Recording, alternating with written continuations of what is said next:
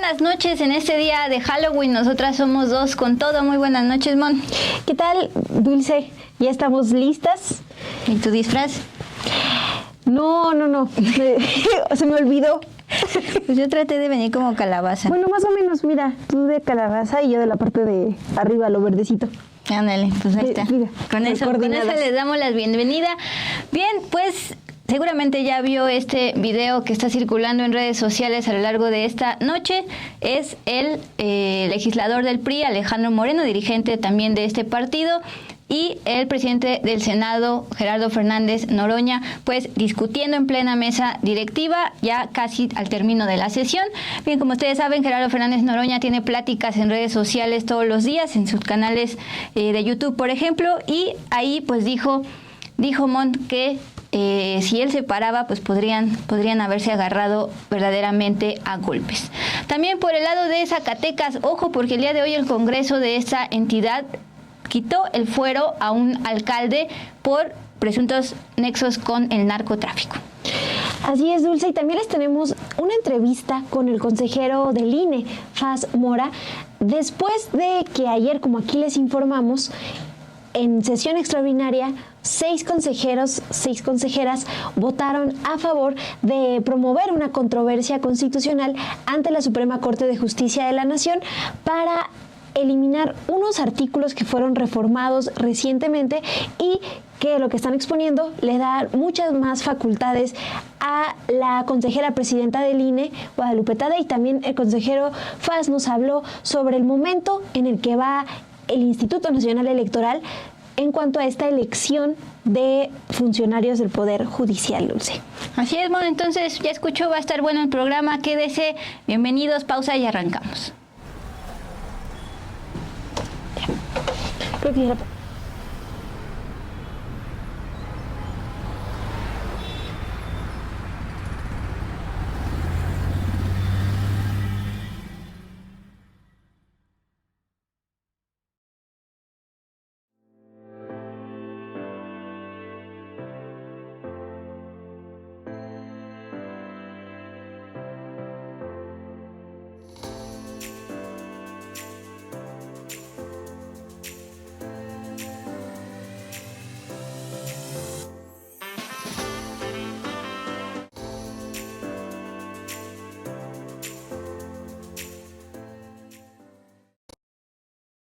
Bueno, ¿qué tal? Les doy la bienvenida aquí en Dos con Todo. Son las 8:42 de la noche, hora del centro acá de México, Dulce, y hasta este momento la información que tenemos es que en 26 congresos estatales ya se validó la reforma que impide impugnar cambios a la Constitución. Recuerden que se necesitan mínimo 17 congresos tienen que aprobarlo para que ya pueda hacerse oficial, es decir, que se publique en el Diario Oficial de la Federación.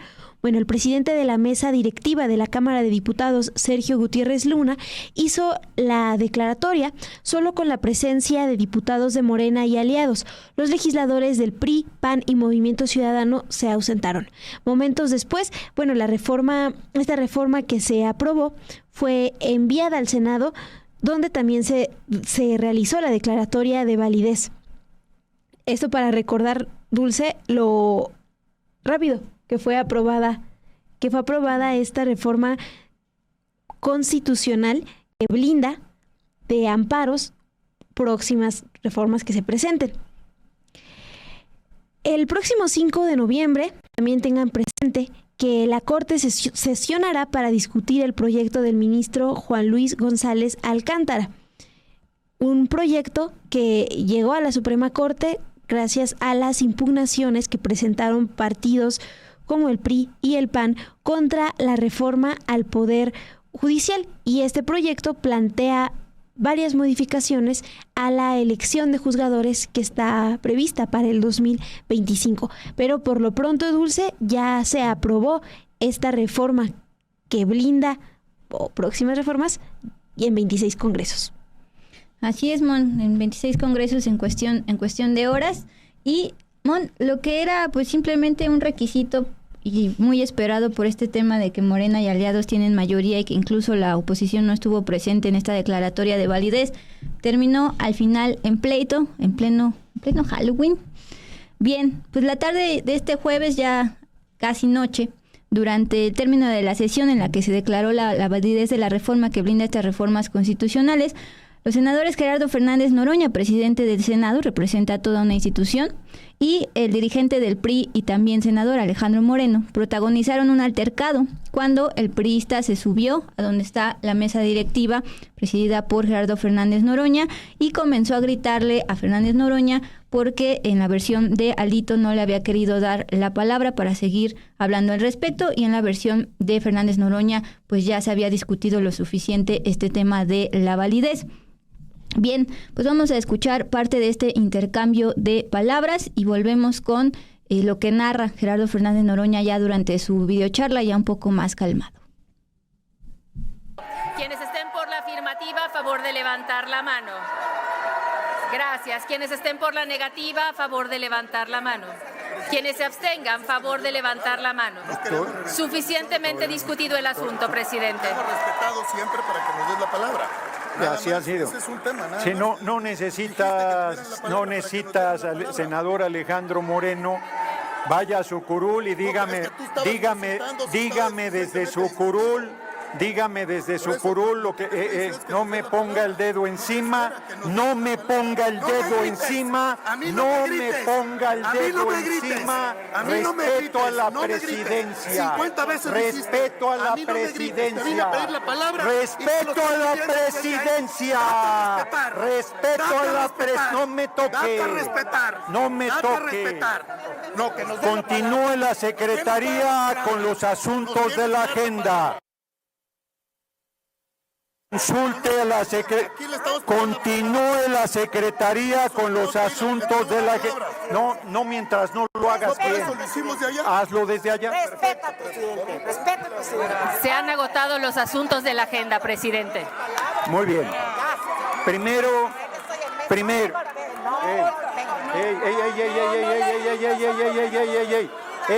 Senadora Transviña. A ver. Compañeras y compañeros. Tranquilas, compañeras. A ver, senadora. Dulce, hay que recordar que antes de este momento, allá en el Senado, desde la cuenta oficial del PRI publicaron una fotografía de Gerardo Fernández Noroña, hoy presidente del Senado, cuando está siendo detenido por policías, y mira la frase que escriben: si usted, Fernández Noroña, no desapareció cuando lo arrastraron por las calles por insolente y majadero y hoy es el presidente del Senado, tenga confianza en las vueltas que da la vida. Esto respondió el PRI a un tuit que también escribió previamente Fernández Noroña, en el que se lee: la dictadura ya desapareció al grupo parlamentario del PRI en el Senado. Es decir, es un mensaje que hizo pues de manera irónica, ¿no? Que la dictadura, como es que es la crítica que se le hace a la que es mayoría ahora, Morena, ya desapareció al grupo parlamentario del PRI. Es lo que escribió Fernández Noroña. Y a mí me pareció importante destacarlo, Dulce, por la facilidad con la que el PRI hace referencia a estas palabras, ¿no?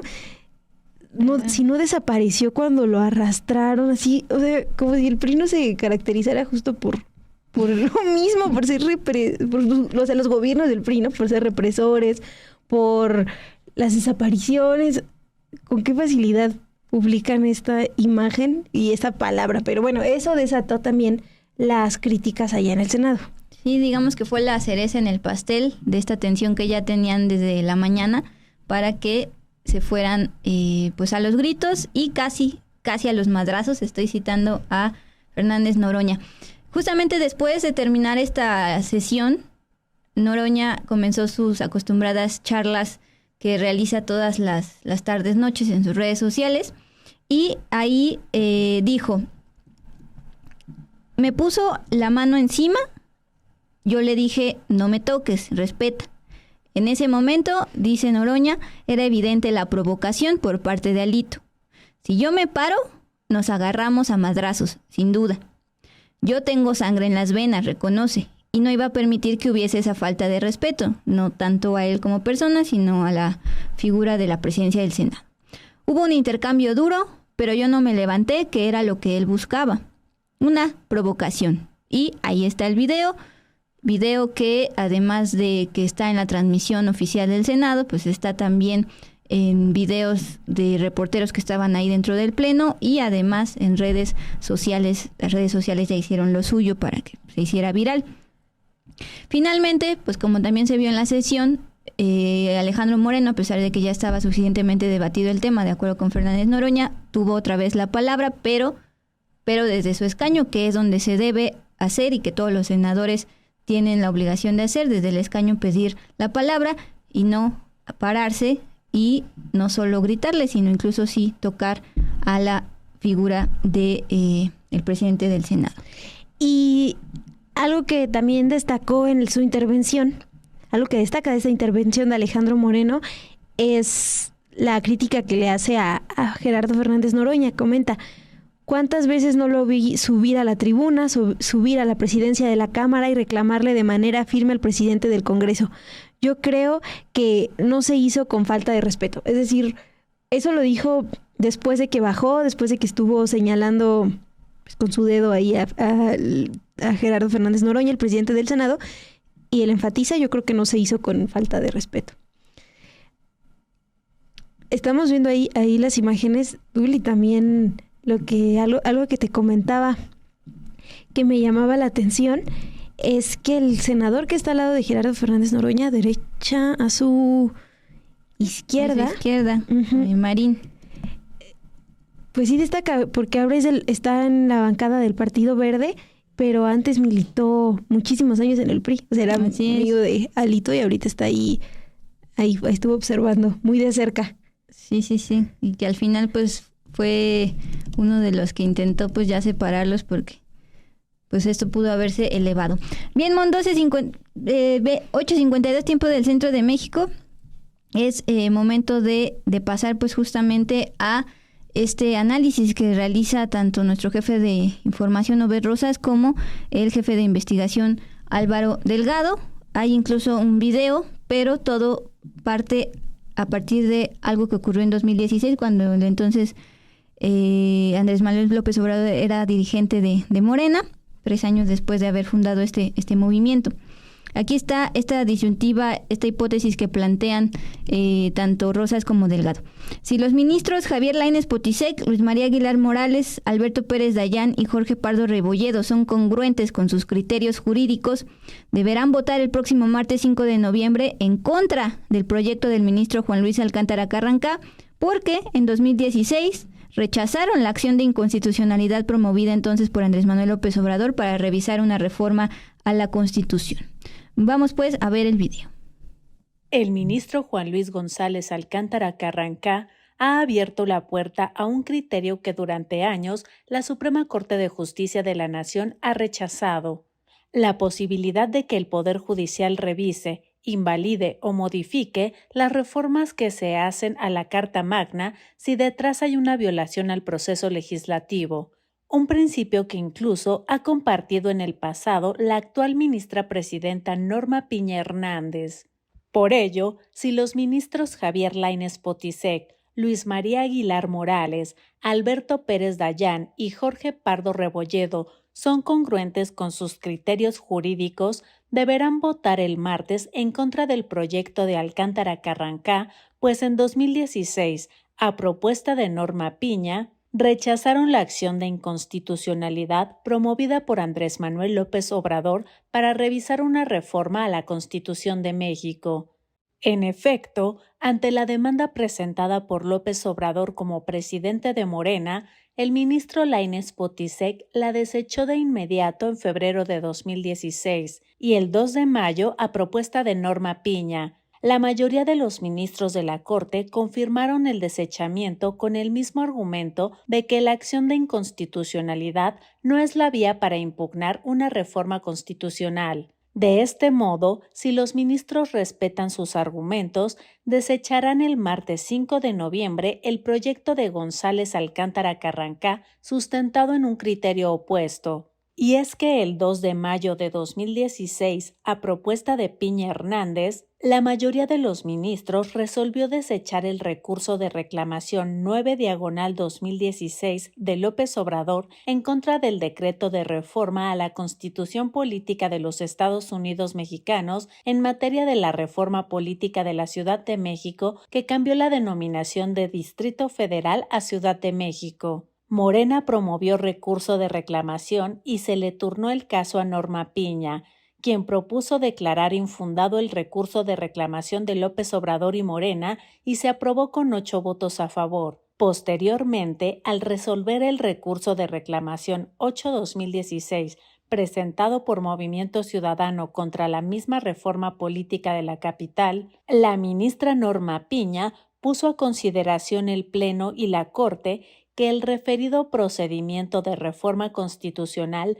no puede ser objeto de control jurisdiccional a través de la acción de inconstitucionalidad. Ahora, González Alcántara Carrancá, quien llegó a ministro en diciembre de 2018 a propuesta de López Obrador, cambió el criterio y afirma que la acción de inconstitucionalidad sí es procedente para impugnar una reforma a la Constitución, con lo que propone en su proyecto anular parcialmente la elección de juzgadores que el constituyente permanente incorporó a la Carta Magna. Por eso, si los ministros Piña Hernández, presidenta de la Suprema Corte, Lainez Potisek, Aguilar Morales, Pérez Dayán y Pardo Rebolledo son congruentes con su criterio jurídico de 2016, entonces el proyecto del ministro González Alcántara Carrancá será desechado al no alcanzar los 8 votos de la mayoría calificada del Pleno, porque las ministras Yasmín Esquivel, Loreta Ortiz y Lenia Batres se prevé que votarán en contra.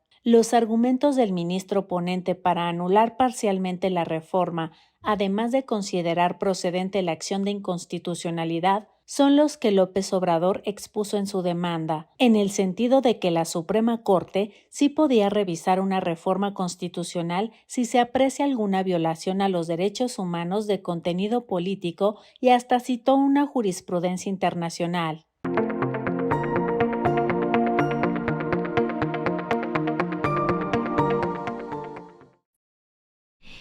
Bueno, Dulce, el texto completo de Obed Rosas Álvaro Delgado, nuestro jefe de reporteras y jefe de información, lo encuentran en Sin embargo MX.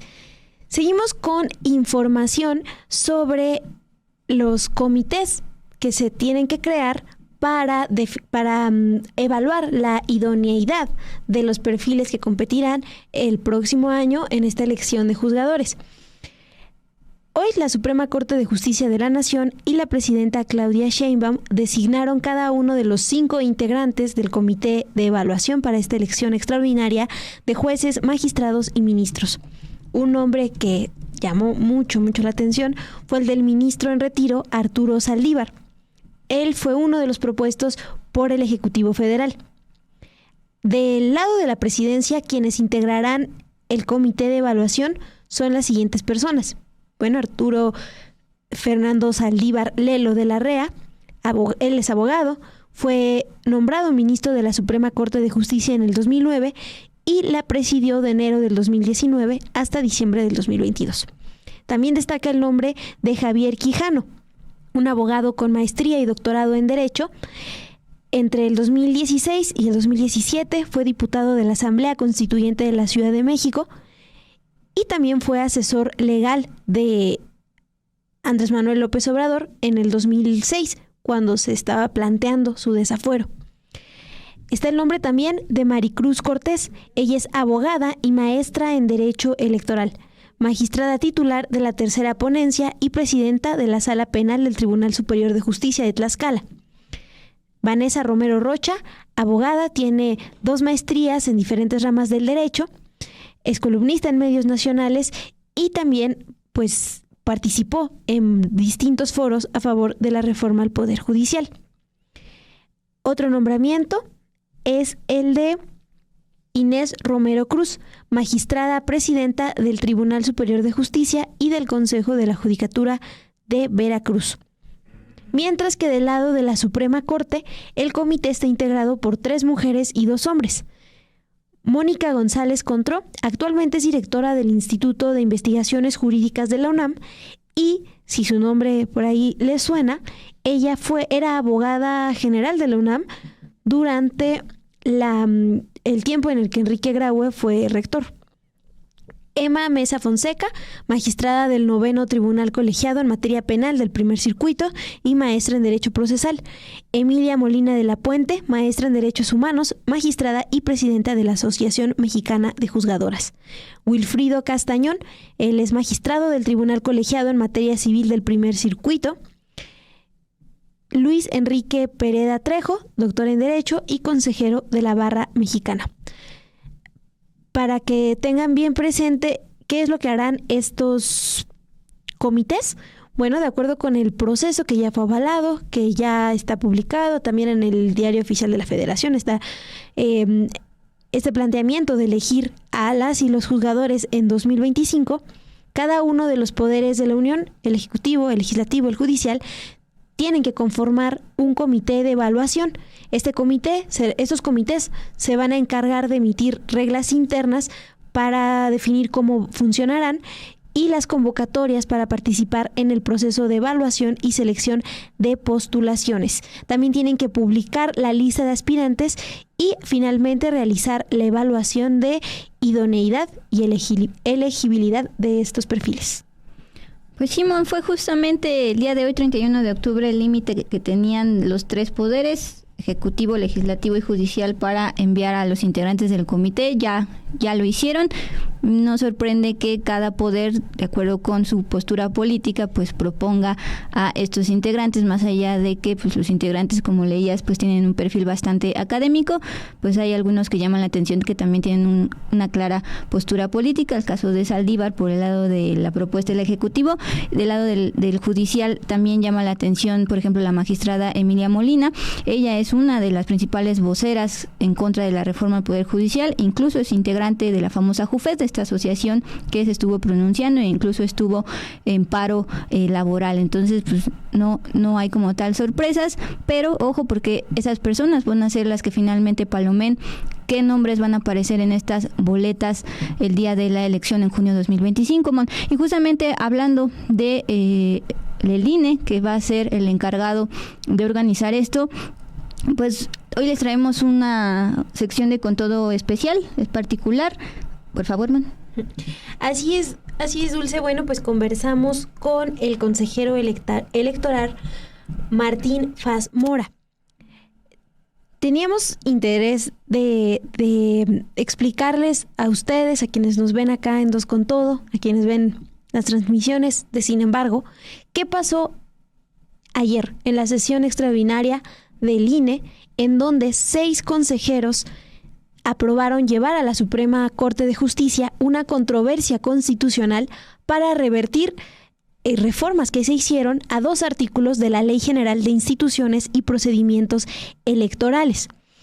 Estas reformas lo que están planteando es darle más facultades a la consejera presidenta del INE, que actualmente es Guadalupe Tadei, y las facultades incluyen nombrar y designar a los directores ejecutivos y titulares de las unidades técnicas del INE sin el voto de la mayoría de los consejeros, como pues establece actualmente la legislación.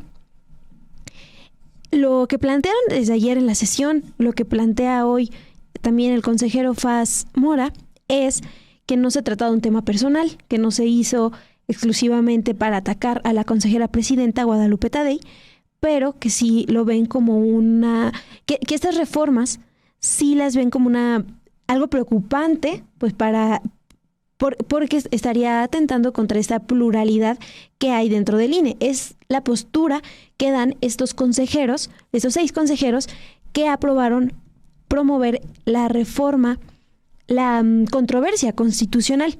Es importante, Dul, tomar eso en cuenta, porque también desde ayer había señalamientos de por qué se aprobaron estas reformas tan rápido, porque hace 2 semanas fue que ya quedaron firmes en el sentido de que están publicadas en el Diario Oficial de la Federación. Se publicaron en octubre, el 14 de octubre.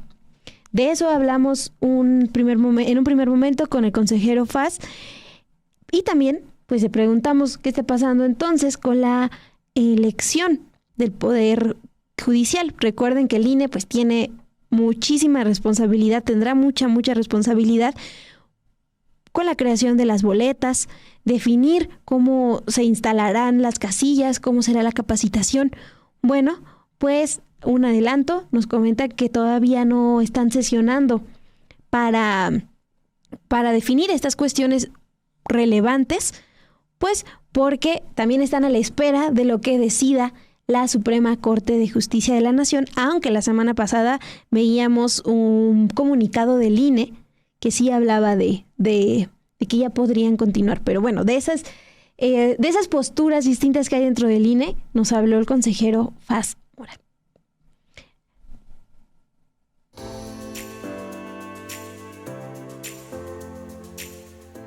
Sí, gracias, consejero. Bueno, yo voy a empezar preguntándole, recordando la intervención que hace ayer en la sesión extraordinaria, donde trajo a cuenta su postura de abril del 2023, en donde habló de un déficit de colegialidad en el INE. ¿A qué se refiere con ello y por qué se retoma ahora que se está solicitando esta controversia para evitar que la persona que encabece el INE, tenga facultades directas, ¿no? Para nombrar las direcciones ejecutivas y las unidades técnicas? Bueno, cuando yo hablaba de que había un déficit de colegialidad en la anterior integración del Consejo, es porque pues, también había decisiones que no siempre se unían al conjunto de las consejerías, y que por lo tanto, aprovechando que en esta nueva integración había un cambio de presidencia, pues podríamos ir como subsanando esa parte de que en verdad hubiese una colegialidad más amplia, y que realmente todos los asuntos importantes atravesaran pues por este espacio de diálogo, de consensos, que eso es lo que significa la colegialidad. Ahora, la colegialidad no es nada más un tipo de ánimo que debe de existir entre quienes integramos el Consejo. La colegialidad es una parte fundamental del diseño institucional. Es decir, desde que se creó el Instituto Nacional Electoral, sobre todo a partir de que tuvo autonomía, ya no dependió del gobierno en turno, siempre se hizo un diseño de esta naturaleza, porque la colegialidad, con la pluralidad de quienes integran, es una garantía también de la imparcialidad, es una garantía de independencia, porque al tener que tomar decisiones, sea por 6, en la mayoría de los casos, o por 8 incluso en algunas ocasiones, en las decisiones con una votación calificada, pues asegura que no sea una sola persona la que resuelva, la que conduzca los destinos de esta institución. Entonces yo lo comentaba porque justo estas modificaciones que se hicieron de manera subrepticia a la ley, en esto que en principio la propuesta de reforma que envió la Presidenta de la República versaba única y exclusivamente sobre los temas de la elección del Poder Judicial, y de manera subrepticia, sin dar razonamientos de por qué, se incorporan 2 artículos, uno en el que se le dan atribuciones a la Presidencia para que nombre de manera directa a las direcciones ejecutivas, y otro que también es particularmente grave, que es que le da a la Junta General Ejecutiva atribuciones que son exclusivas de las consejerías, de tal manera que la Junta General Ejecutiva, que es un órgano ejecutor administrativo, podría, con esas nuevas atribuciones que le dan, pues tomar las decisiones que generalmente se toman o se deben de tomar en las comisiones integradas por los consejeros. Además de que en la Junta General Ejecutiva, por ejemplo, los partidos políticos no participan, de tal manera que se podrían tomar decisiones que no tendrían este carácter de máxima publicidad, que sí ocurre en las comisiones. porque en las comisiones, aunque los partidos políticos no votan, como tampoco votan en el Consejo, sí discuten los asuntos, ¿no? Entonces, esas dos reformas que se introdujeron de manera subrepticia sí dañan seriamente el diseño institucional del Instituto Nacional Electoral. Ahora, consejero, hablando propiamente de estos nombramientos pendientes en direcciones y unidades, preguntarle cuánto tiempo lleva este pendiente de nombramientos y si de alguna forma ha alterado el funcionamiento de áreas. Pues lleva pendiente más de un año.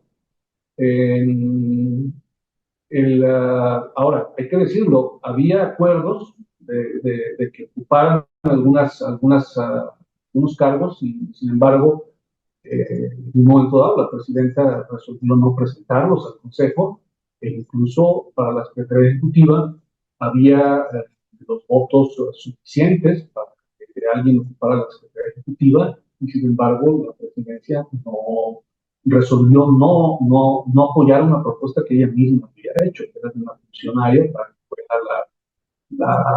la Secretaría Ejecutiva.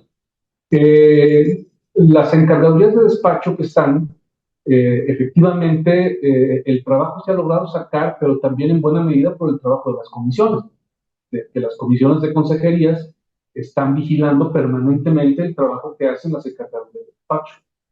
Entonces, estos asuntos que están pendientes, el efecto, digamos, que han tenido, ha habido curvas de aprendizaje lentas, largas, y eso ha complicado algunos temas, pero también en buena medida, pues es la permanente vigilancia que las comisiones de consejerías tienen sobre el trabajo que realizan las áreas ejecutivas que forman parte de la Junta General Ejecutiva. Entonces, con lo que nos comenta, si entiendo, si estoy entendiendo bien, esta propuesta, esta reforma que se hace a los artículos de la Ley General de Instituciones y Procedimientos, sumado a este otro pendiente de avance, tal vez como en otros tiempos de estas otras áreas del instituto, pues sí ven un riesgo a lo mejor de que ciertas decisiones no se tomen, como ya me decía, de manera más colegiada, más discutiéndolo y que recaigan entonces solo en una persona. Exacto. Y lo que pasa es que eso es romper con el diseño institucional. O sea, la colegialidad no es, como les decía, un asunto de una dinámica interna de un grupo. O sea, claro que lo es, depende un poco, o bueno, dependiendo de la personalidad de quienes forman parte de un colegiado, esa colegialidad puede ser mejor o peor desde el punto de vista de las interrelaciones. Pero aquí el problema no está en ese terreno. El asunto está en que el diseño institucional, la arquitectura institucional del instituto se hizo para colegiado. Cuando ahora le das a un integrante de ese colegiado la capacidad de tomar algunas de esas decisiones importantes, existe la capacidad, la posibilidad de vulnerar la autonomía o la imparcialidad. Porque, como lo decía ayer el consejero Castillo en la sesión, es más fácil para el poder político, digamos, presionar a una persona que presionar a 11. Se pueden presionar a las 11 personas, pero, digamos, las reacciones pues son distintas. En cambio, cuando presionas solo a una persona, pues es incluso hasta es una protección para esa persona. Cuando solo una persona tiene esa capacidad de decisión, el hecho de que tenga una decisión colegiada protege a esa persona de esas presiones externas, sea quien sea la presidencia. Eso también es algo que me gustaría dejar muy bien claro. No es un asunto personal con quien ocupa hoy la presidencia. Igual, si se hubiera hecho una reforma electoral para darle esas atribuciones a la anterior presidencia, pues habría estado mal, ¿sí? O si se hubieran dado esas atribuciones para la anterior presidencia, independientemente de los nombres que sean. Se trata de un diseño institucional, no se trata de un asunto personal de quienes estamos en este momento en el Consejo. Se trata de un diseño que además ha sido un diseño eficaz. Es decir, los procesos electorales que ha conducido el INE a lo largo de estos 10 años de vida y los que condujo el IFE anteriormente, en donde el diseño colegial era el mismo, pues muestran que es eficiente porque la pluralidad que existe al interior de una colegialidad te asegura imparcialidad, independencia y por otro lado asegura una eficacia técnica operativa que ha quedado clara con el instituto, con las elecciones que hemos realizado. Y ahorita con esta precisión que nos hace, ¿no? Que no es una cuestión personal, yo le quisiera preguntar qué opinión tiene de lo que comentaba, por ejemplo, ayer la consejera Norma de la Cruz, hablaba de que esta solicitud de controversia constitucional se pudo, antes de solicitarla, se había podido llegar a un acuerdo entre los consejeros porque no a todos se les informó. ¿Qué opinión tiene de esto? ¿Es verdad? ¿Sí lo hablaron solo entre los 6 consejeros que presentan la solicitud? ¿O El trabajo que hubo previo, se le preguntó a la presidenta sobre estas atribuciones y se comentó que estas atribuciones ponían en riesgo la colegialidad. Y en ese momento la presidenta afirmó que ella no iba a combatir esas atribuciones, ¿sí? Es decir, que no iba a presentar ningún recurso para hacer uso de esas atribuciones. Entonces, pues, bueno, en ese momento se canceló la posibilidad de avanzar cosa, ¿no? Es decir, en ese momento quedó claro que no había una intención por parte de, no solo de ella, sino que también un par de consejeras, entre ellas la consejera Norma, hizo comentarios al respecto de que no lo harían. Bueno, y quedó claro que no lo iban a hacer. Entonces, así de simple. Además, llegar a un arreglo de qué naturaleza, pues lo que pasa es que esto es una reforma, esa reforma electoral nosotros no la hicimos, nosotros vamos a modificar la ley. Y entonces lo que hay que hacer es el uso de los recursos legales que existen cuando se hace una ley, porque la ley, esto no es como si hubiéramos modificado un reglamento interno. Si modificamos un reglamento interno, evidentemente que eso lo podemos resolver entre nosotros, ¿no? Decimos, estamos de acuerdo, vemos qué es lo mejor para el reglamento, y aún así, pues puede ser que alguien no esté de acuerdo con el reglamento y vote en contra del reglamento, pero es un reglamento interno que nosotros hacemos. Aquí se trata de una reforma legal, de una ley que nosotros no hicimos, de una ley en la que nosotros pues no participamos, aunque tampoco es una casualidad que hayan aparecido estos dos artículos de manera subrepticia. No creo que al senador Nayarita que los propuso se le haya ocurrido de la noche a la mañana la importancia de eso, ¿no? Yo creo que también no es ninguna casualidad tampoco que aparezcan estas modificaciones. Bueno, entonces, claro, cuando se puso sobre la mesa el tema, quedó claro que la presidenta y otras consejerías, entre ellas la consejera Norma de la Cruz, dijeron que no iban a hacer nada para modificar eso. Bien, consejero, justamente hablando de esta ley que vino del legislativo, ahora ayer, pues Gutiérrez Luna de Morena propuso elevarlo a rango constitucional. ¿Qué opinión le merece? Pues si estamos presentando una controversia constitucional por una modificación a la ley, porque no estamos de acuerdo, pues menos de acuerdo estaríamos en la Constitución. Creo que es un error. Creo que es un error porque modifica un diseño institucional que ha sido efectivo y que ha permitido que la institución trabaje de manera imparcial, de manera independiente. Entonces, pues, si deciden hacer eso, pues quiere decir que no quieren que haya una institución colegiada y que quieren una institución en donde los poderes de decisión estén concentrados en solamente una persona. Y ese no es el diseño del Instituto Nacional Electoral, no es el diseño original que se hizo, que por otro lado hay que recordarlo, no se trata de un diseño arbitrario. El Instituto Nacional Electoral es el resultado de luchas ciudadanas, de luchas cívicas, durante muchos años, muchas generaciones, entre ellas la mía, yo mismo en lo personal, luchamos para arrebatarle al gobierno la organización de las elecciones y crear un organismo de naturaleza autónoma. Y el diseño institucional que consideró que era más fácil o que era más, que permitía tener un organismo independiente y autónomo, era un organismo esencialmente colegiado.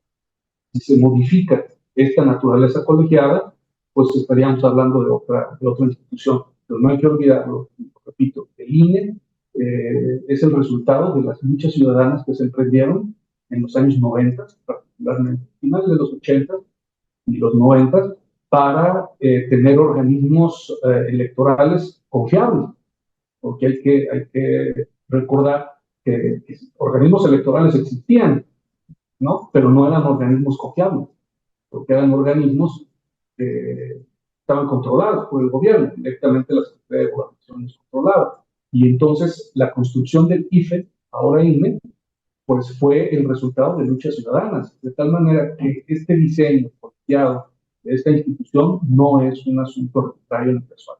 Si lo quieren modificar, pues creo que estarían haciéndose una regresión histórica de la que pues tendrán que hacerse cargo quien.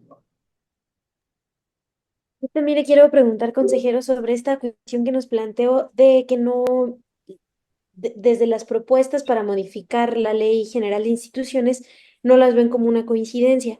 ¿Nos puede hablar de esos? Es decir, si van en este contexto de la reforma al Poder Judicial, ven una intención de parte de los legisladores de mayoría, pues de evitar esta colegialidad en el INE. Pues quien presentó la iniciativa es un diputado nayarita del partido oficial y fue apoyado abiertamente por el partido oficial. O sea, es decir, ni siquiera se lo cuestionaron, ni siquiera se discutió siempre que hay una reforma electoral, pues se argumenta en qué sentido es o por qué se modifica este artículo o aquel otro artículo. En este caso, para el artículo 45, fracción P y 48, fracción B, que son los que se modificaron, pues ni siquiera se hizo una argumentación en el sentido de por qué se necesitaba. De todo lo demás sí se hizo una argumentación porque efectivamente no existía dentro de la Ley General de Elecciones y Procedimientos Electorales atribuciones del Consejo para realizar elecciones del Poder Judicial. Entonces, como no existían esas atribuciones, pues efectivamente tenía que adecuarse la ley a la modificación constitucional. Pero el cambio de la colegialidad, porque no venía ni al caso esa modificación. Entonces, tiene una intencionalidad, sin duda. Consejero, por mi parte, la pregunta es ya sobre el tema como tal del proceso de elección de juzgadores. Usted por la mañana decía que el momento está detenido por falta de consenso y también esperando el tema de la Corte. Pero también comentó que entre ustedes lo están platicando, digamos, a nivel informal. ¿Qué es lo que han platicado sobre esta organización que se pinta complicada? Pues eso, lo complicado que es, y las dificultades que tiene, ¿no? Es decir, es compleja, por ejemplo, el asunto geográfico, ¿no? Los distritos electorales no coinciden con las elecciones judiciales, sobre todo ya en las partes más finas, ¿no? Es decir, si hay distritos judiciales que coinciden en algunos casos con los estados, ¿no? Es decir, con la circunscripción de un estado, pero no necesariamente con el número de distritos electorales que existen en el interior de un estado. Y luego también hay estados en los que el distrito judicial abarca más de un estado, ¿sí? Entonces, esto es un asunto complejo porque tiene que ver con el tema de la instalación de las casillas, ¿sí? Y tiene que ver con el tema de los cómputos, en fin, o sea, son de las cosas que hemos platicado entre nosotros, ¿no?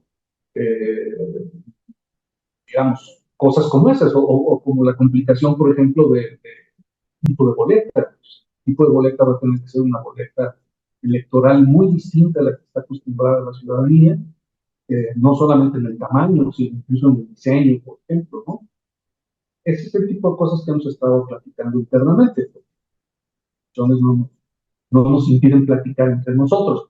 Lo que sí se han suspendido no se han hecho sesiones de consejo, por ejemplo, para ese tema, y tampoco se han instalado algunas mesas de trabajo que se pretendían instalar con el Senado y con el Consejo de la Judicatura, precisamente por las suspensiones, ¿no? Y no es tanto por la falta de consensos, es porque estamos en espera de una resolución judicial, porque la resolución del Tribunal Electoral pues no es una acción declarativa, y las acciones declarativas no tienen la misma naturaleza que una sentencia.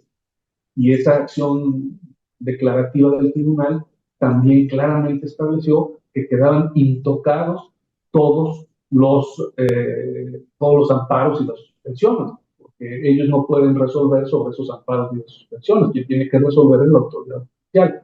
Entonces, esa acción declarativa no, no nos otorga la certeza necesaria para continuar con el procedimiento. De tal manera que pues se anunció ya que hay una resolución, bueno, no una resolución, hay un proyecto de resolución que se va a analizar el próximo martes 5 de noviembre en la Corte, que yo creo que eso pues nos va a dar luz de por dónde.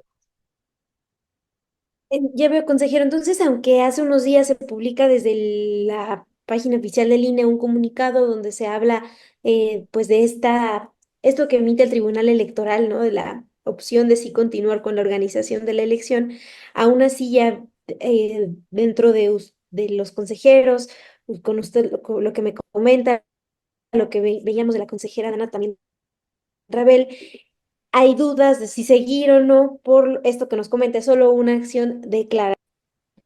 En efecto, ese boletín pues fue eso, un boletín no tiene las veces de un acuerdo del Consejo, ¿no? Simplemente pues fue un boletín que, como lo dijo la consejera Araña, corroboro yo, pues no fue consensado. No es que todos los boletines se consensen, todos los días se emiten boletines en el INE de cosas que se hacen, de que hubo un evento de esto, que hubo un evento del otro. Ese boletín, en cambio, pues era un boletín que requería un consenso que fue solicitado. Pero pues un boletín es un boletín, no es un acuerdo del Consejo, ¿no? Entonces, pues bueno, sacaron ese boletín, pero pues ese boletín no refleja necesariamente la postura de todas las consejerías. Y tan es así que no se ha activado ninguna acción, o sea, la propia comisión que se creó para eso no ha sesionado, no se han hecho estas mesas con el Senado ni con la Judicatura, y tampoco, por lo tanto, se ha sesionado el Consejo para tomar ninguna decisión, ¿no? Ahora, como les digo, internamente entre nosotros pues platicamos sobre la complejidad que esto implica, cómo va a ser el diseño de la boleta en un momento dado, cómo hacer que que cuadre la geografía electoral y la geografía judicial, ¿no? Pues son cosas que hemos pensado y bien nos lo decía Luis ahí al preguntar, pues sobre todo lo que más hemos reflexionado es la complejidad de esto. Es un proceso pues totalmente nuevo, ¿no?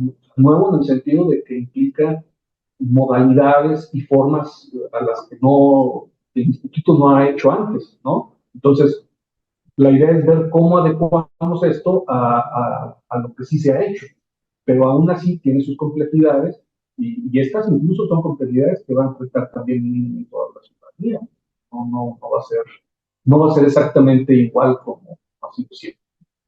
Y en esa complejidad coinciden al menos los 6 consejeros que ayer presentan esta controversia, esta solicitud de controversia.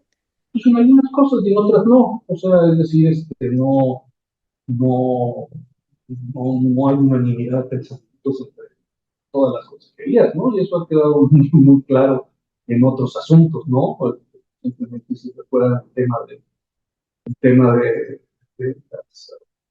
la asignación de plurinominales, pues de esas 6 consejerías, no todas las consejerías votaron en el mismo sentido, o en materia de fiscalización, hay votaciones en las que yo voy solo, hay votaciones en las que acompaño a 2 o a 3, o en fin, es decir,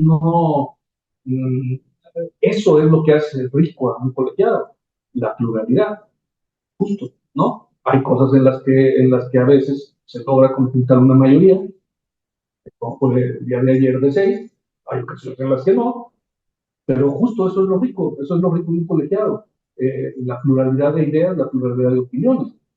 Y eso de la complejidad, pues yo creo que los 11 lo sabemos, ¿no? Perfecto, consejero. Pues muchísimas gracias por su tiempo. Sería todo. Le deseo buena tarde. Igualmente, que estén bien. Muchas gracias, consejero. Sí, gracias.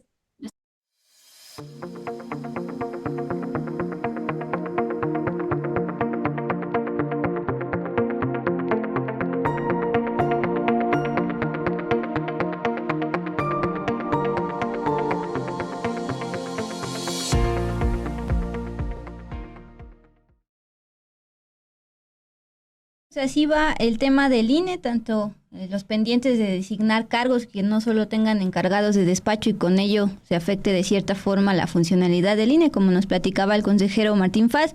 Por el otro lado, pues la comisión especializada y temporal para empezar a organizar la elección de juzgadores, pues no ha iniciado. Se van a esperar hasta la otra semana cuando la Corte pues ya defina el tema de las impugnaciones en torno a la ya norma constitucional.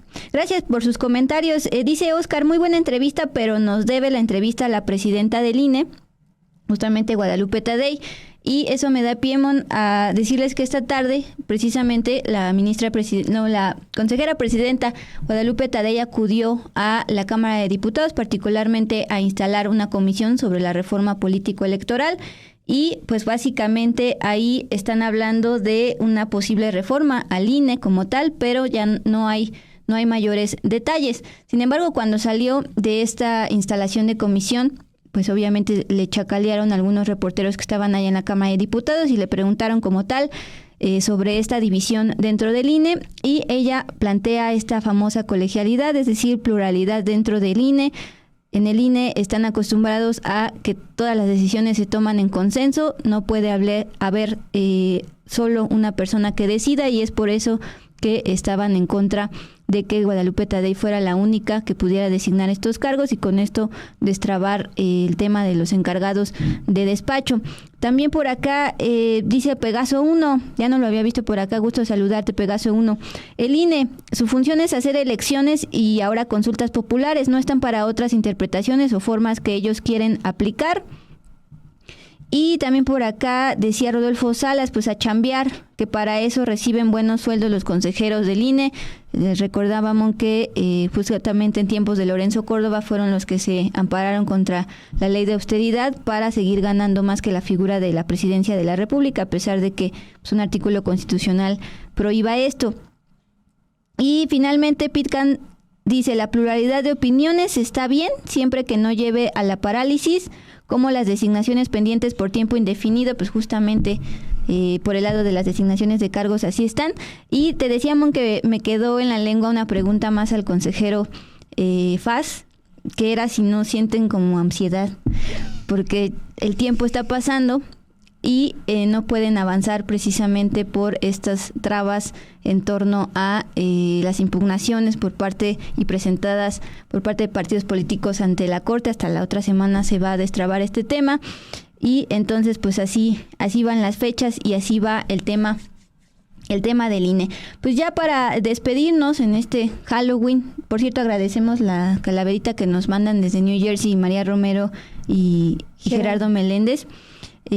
Todavía tienen tiempo para que nos sigan mandando calaveritas. Sí, ya hoy son calaveritas, ya mañana con el Día de Muertos y todo, pero también se reciben con mucho gusto. Así es. Pues voy a cambiar de página informativa ya en esta sección de Al Cierre, como les decíamos al inicio de este espacio, lo que ocurrió en Zacatecas. Esta semana les hablábamos de la famosa narcopolítica dentro de Sinaloa, desde los 40, 80 y años recientes.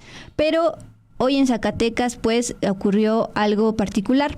El Congreso de Zacatecas aprobó con 28 votos a favor, 0 en contra y nada más una abstención el desafuero de Mauro Yuriel Jauregui Muñoz, él es alcalde de Apulco, en Zacatecas. Esta solicitud de retiro de fuero al político del partido Movimiento Ciudadano fue por parte del fiscal estatal Cristian Camacho Osnaya, puesto que lo están investigando. Este alcalde tomó el cargo apenas el 15 de septiembre pasado, tras una elección municipal que fue impugnada porque se registró el robo armado de boletas en 2 casillas y además la renuncia del Consejo Municipal Electoral por amenazas de un grupo delictivo. Durante la campaña pues suelen aparecer trapos sucios, se filtraron audios de llamadas telefónicas donde presuntamente estaría hablando este entonces candidato de Movimiento Ciudadano con un líder regional del Cártel Jalisco Nueva Generación. Entonces el Congreso de Zacatecas informó luego de la petición del fiscal lo siguiente: con este dictamen aprobado se declara procedente retirar la inmunidad procesal al imputado a fin de que quede a disposición de las autoridades competentes y comparezca al proceso penal iniciado en su contra. Es decir, pues va a enfrentar esta investigación de presuntos nexos con el narco como un alcalde. Sí, Dulce, y pues para tener también un poco más de contexto de cómo está el Congreso allá en Zacatecas, pues la legislatura actual tiene mayoría de Morena y su partido aliado, el Partido Verde. Entonces, con esta mayoría es que se aprueba que este alcalde, el alcalde Mauro Yuriel Jáuregui, enfrente esta investigación, porque de Movimiento Ciudadano me parece que solo hay dos diputados en Zacatecas. Entonces, bueno, mayoría Morena y Partido Verde. Perfecto. Pues, Mon, no sé tú, pero pues es Halloween. Te vas a ir a pedir calaverita, ¿verdad? Ya por eso. Que atender. Pues sí, hay que aprovechar que venimos disfrazadas y sí, disfrutar las últimas horas de Halloween. Ya mañana es Día de Muertos. Halloween. Bueno, pues las 2 festividades. Saludos, por cierto, a los que nos ven desde Estados Unidos. Allá sí celebra como tal el Halloween. Mañana ya nos tocará aquí el Día de Muertos, pero ya huele bastante a cempasúchil. Gracias a Ilse García en producción. Oye, Dul, nada más te estás diciendo que no hay que festejar el Halloween, eso es del extranjero. Es lo que, sí, por eso lo menciono. Saludos a Monja Sor Juana. Bien, gracias a Ilse García en producción, a Luis Mata en operaciones, a Ana Méndez le mandamos saludos en sus sagradas vacaciones, que estén muy bien, ya terminen también muy bien este mes de octubre, el primer mes, por cierto, de gobierno de la presidenta Claudia Sheinbaum. Y nuestro primer mes. Sí, es cierto, ahí está. Sí, mañana, exacto, mañana aquí nos vemos para celebrar este mes de Dos con Todo. Descansen.